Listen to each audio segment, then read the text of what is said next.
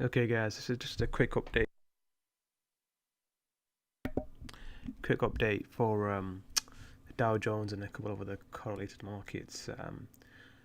It's been a while since I've done a YouTube video, so had a bit of spare time today. If you guys are interested, you can follow me on Twitter and stuff, and go to my Shopify site if you guys want to have a look at the trading videos and stuff. So if you guys are interested, just go and have a look. So yeah, I'm just gonna go over the count on the Dow. So I've said it a while ago. Eventually, the Dow's gonna hit. Sorry about that. The Dow's gonna hit 40,000 within 10 years. After which point we're going to get a very sudden, steep correction to around 7,000. So I can't go. I can't even go on the monthly really on the Dow. But I've had a look at the Dow ever since the crash of 1929, and essentially this is the terminal leg. What we had with the tech boom and with the crash of '08 was actually an ABC expanded flat. So this is where the power of Elliott waves really allows you to predict so many events.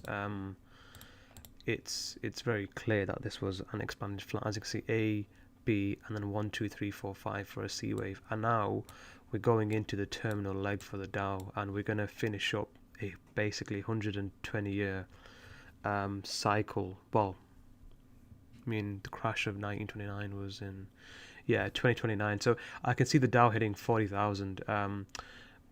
But at some point over the next decade, so 2018 now, isn't it? So the next 6-7 years, and then that will then end. That will be a wave 5 of a wave 5 of a wave 5, ending what is the 120-year market of 120-year cycle. In which case, it's going to correct really heavily to at least the 2008 low. Because it needs to correct to the prior wave 4. So this is the power of Elliott wave. It really allows you to predict so many things ahead of time, and I'm not holding any stocks currently. I'm not happy with the Dow at its current level. It might go a little bit higher, but the count on the Dow is that coming out of '08 we had a wave 1, then we had a wave 2, which was likely here. I mean, there are two counts actually. Either your wave 1 was here and your 2 was here in an expanded running flat, or you can just count that as a 1. I'm personally counting this as a 1, and then the 11 euro recession as a 2, and then basically this is all a wave 3. This is not a wave 5 at all. It's 1, 2, 3, 4, and now the last couple of years has basically been wave 5 of a larger wave 3. And the way you break down this count is to is something like this. So those of you in the private subscription group, you've obviously already got this. So you can break this down into 1, 2, 1, 2, 3, 4, 5, 3, 4 extended wave 5. Yeah, so obviously that's going to be on a level, make that a minute level. So we're definitely going to be topping out in a 5. This is an extended wave 5, and from Elliott wave teaching we know the distance in an extended wave 5 is equal to the distance of waves 0 to waves 3. So you take that distance and you project it. So equality is around here, which is very interesting. So we're hitting that mark. 1.618 is at 29,000. You can also I mean, there's so many ways you can come up with some fib targets here. You can also do the reverse extension from wave 3. So your wave 2, your 1-to-1 ratios at 26,906. And then I've also done some other targets based on the entire wave itself. So if all of that is a wave 5, that's going to be relative to waves 3 projected from 4. So there's your 1.618, and it's now creeping up against the 1.382. So this target could probably be tightened. I don't even think it'll hit 30,000, to be honest. You can really tighten this target to anywhere from where it is now to around here. So Elliott wave really allows you to project so many things, and when used in conjunction with correlated markets, you can really accurately deduce what you want to do. Because if I'm counting this right, this is now going to end a wave 3. So we're in for a recessionary period in America 100% at some point this year. People are saying March, but I like to be well ahead of time with these things. Cash is going to be the safest thing, certainly US dollars, because we're expecting a resurgence. So even if you drop your fibs from where it is now or there, this was quite a shallow retracement for the wave 2. So, this could also be shallow, could be 38% to 20,000, could be 18,000. Either way, it's not a nice time to be in stocks, I don't think. As I said, time is so hard to predict. And this was quite a simple ABC correction for a zigzag too. So I could expect this wave 4 to be slightly more complicated. Probably going to go into a more complex, deeper correction. So good luck if you're in stocks. I'm not holding any stocks. I've sold out as of last week. But then after which point we're going to get its final leg up in the next couple of years. It's going to bottom out. Then we're going to get this final surge up towards 40,000 eventually. I mean, give or take 5,000 either way. And also the other thing that's worrying me is the RSI. It's so high on the Dow, ridiculously high. And also if you have a look at the futures contracts, small and large specs are incredibly long off the market, which is not a good sign. And it's printing a doji here, so it's just a matter of time before the Dow starts rolling over. Could go a little bit higher. Either way, who the hell cares? It's not a good time to be in stocks, especially with the bond market doing what it's doing. So the bond market is slowly sort of collapsing away. No one really understands the bond market, but basically as people sell off in bonds, the yield goes up. It's actually inverse, and the 10 years at 2.6, which is a 3-year high. So this is the Vanguard ETF, which I like to follow, that tracks the bond price. So it's making lower highs and lower lows, and right now it's at 89. So it's just a matter of time before it breaks this support from last year, and then it's going to go even lower. So historically that's positive for gold, but given the way that the markets have been manipulated, it's actually going to have the opposite effect. And the reason the stock market's been going up, as well as cryptos and everything else, is because of the weaker dollar. But every professional trader is watching this 88 level, where we're expecting a bounce in the dollar. So everything's going to happen at the same time. The bounce in the dollar will make money more expensive, hence people will sell off stock. So I'm expecting at least a 30% correction in the Dow at some point this year. So as I said, it's not a good time to be in stocks, especially when money is going to get more expensive. Every time throughout history when money's been locked out off the market, or it's been made more expensive through interest rates and inflation, there's been a recession. So that's just the way capital markets form. Correlated to the US dollar. So the count here is either an ABC expanded flat, or it's a 1, 2, 3, 4, 5, and that's the beginnings of A. It's going to go to 96 and then 60, or it's going to go to 96, then come down and then continue to go back up to 116. There are two possible counts. I'm favoring the 96 and then down, but let's see how things play out. Either way, dollars is a good place to be in. So yeah, that's the am I recording this? That's the count. So I mean, this is very clear to see. 1, 2, 3, 4. Now we're making a larger wave 5, and then if you break this wave down on a smaller level, 1, 2, 1, 2, 3, 4, 5, 3. It's pissing about to make a 4, but we're going to get one move down. Once we get that move down, we'll be able to do the divergence as we need to. Then we're going to get a very strong, very, very strong impulse here. Once again, everyone is positioned long with the US pound, so short specs are very long. So you want to have a look at the Commitment of Traders report that gets released every Tuesday. So the pound is finding resistance at this level, 50% fib. Wave 1 is here, so the point of no return is 1.45. I can't see it reaching that. A lot of bullish news on the pound today, which is a negative sign, and we're getting this divergence playing out. It's not great, but it's enough for me to be worried about the pound. So yeah, I'm expecting the pound to come down all the way to 107, and then linked to that is the Euro USD, which makes a big portion of the dollar index. We're getting some divergence here too. So 1, 2, 3, 4, 5, and then also with the euro, I believe there was a line of a trend line, both horizontally and let me just delete all this nonsense here.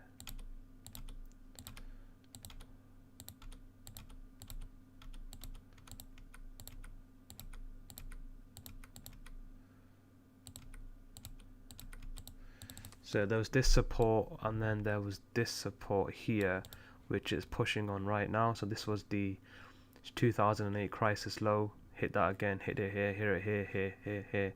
Is pushed down below that. It's never really retested that. It's got some resistance to break through, which it isn't going to do, let's be honest. And there's also I drew a descending trend line, which is something like this. Once again, it's not perfect, but that's been a strong line of support for the last, well, God knows how long, for the last 10 years, for the last decade. That's all has been running it down. And you know, it's very clear to see that there's 5 waves which have been made up here. So 1, 2, 3, 4, 5. So with the state of the markets right now, I'm expecting the dollar to reverse, euro come down, pound come down, bond market's going to collapse, and the Dow Jones to correct probably 20 or 30% at some point this year. Could happen in March, but I'd rather be early. I'd rather position myself for that move now. Could happen next week. You never know. Certainly if the 10-year closes above 2.68 or 2.7 on the weekly close today. That's why weekly closes are so important. I'm quickly going over Bitcoin. I don't want to cover this, but in this type of video. But so Bitcoin.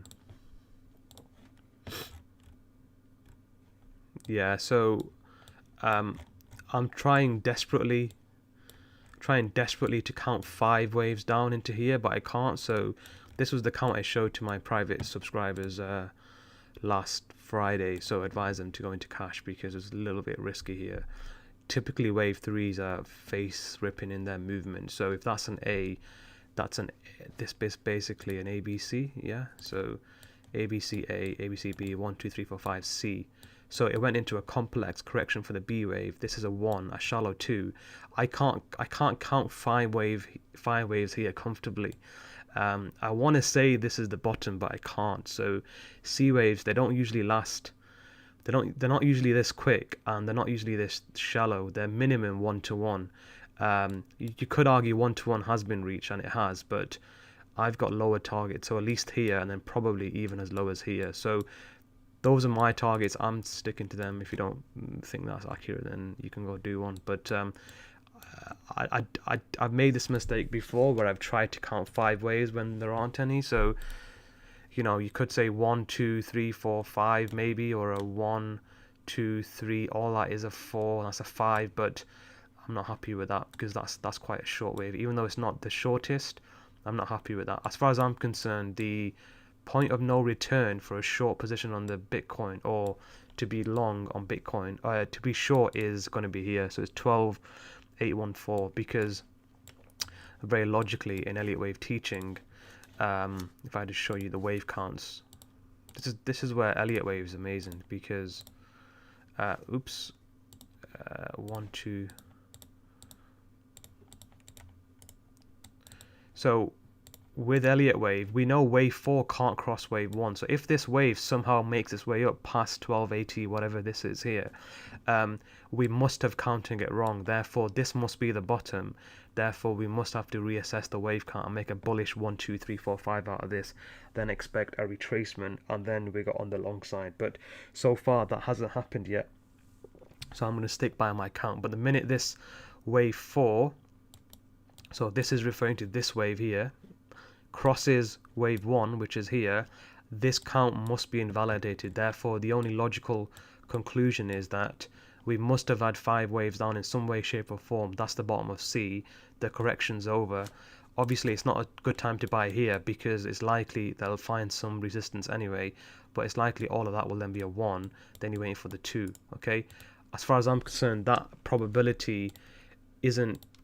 It is on the table, but it's not even worth considering as such because it's not broken this level yet. So that's the level that I'm waiting for. If you guys want to buy Bitcoin at this price, go for it. I wouldn't take more than a nibble at it. I think the big drop's coming next week, so I'm not buying anything on Bitcoin as well as altcoins until next Wednesday. Even though some of the altcoins are cheap, I'd rather be risk free, and I don't like to put in trades before the weekend anyway, because even though Bitcoin's a 24-hour market, the other markets are not open, so it's just too much risk. So I think you should take 5 days off and come back to Bitcoin on the 24th while we reassess. Hopefully by that date it'll be either here or it'll be here. Also on the technicals, this daily RSI, it's getting quite close to 30. It was at 35. I want it to go in the oversold area. As you can see, this 50 EMA has provided support pretty much the last, however long on Bitcoin. So this 50 EMA has supported Bitcoin ever since 2015, this 50 EMA line. Sorry, it's not on there, is it? Where did I draw it on my daily chart?